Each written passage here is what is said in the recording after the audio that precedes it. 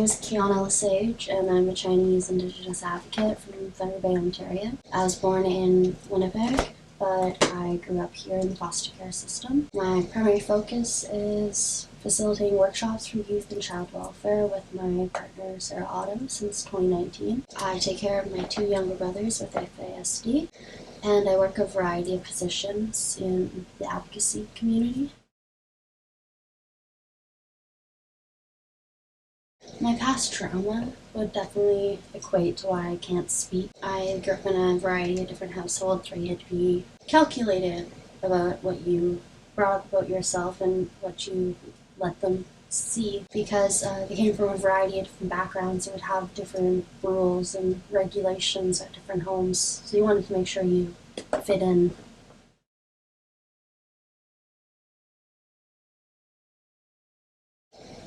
My mind goes numb. Everything goes quiet and my hands start to shake. For the life of me, I really can't speak. There's 3 different places that I go to when I'm feeling particularly stressed, and that would be Kakabeka Falls, the Terry Fox Monument, and then I also go to a graveyard that I grew up near.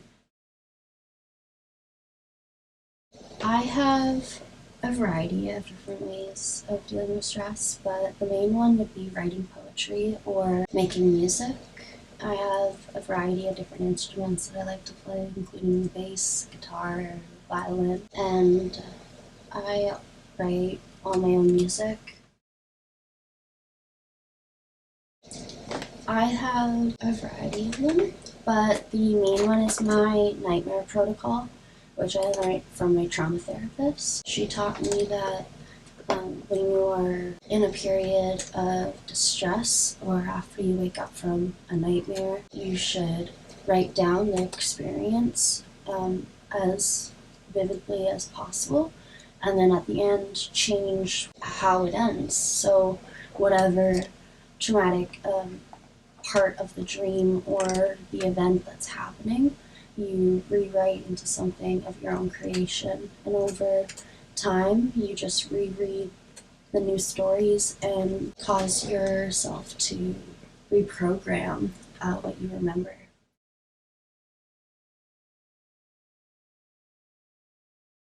There's a huge stigma of alcoholism with Indigenous persons, as well with the LGBTQ community.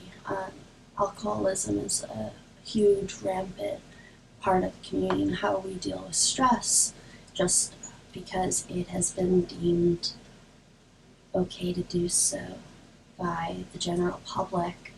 And just for myself, I come from a family which has intergenerational trauma. My parents came from a foster home as well, and so they never really had proper coping mechanisms to provide us with, never mind a proper foundation to grow off of.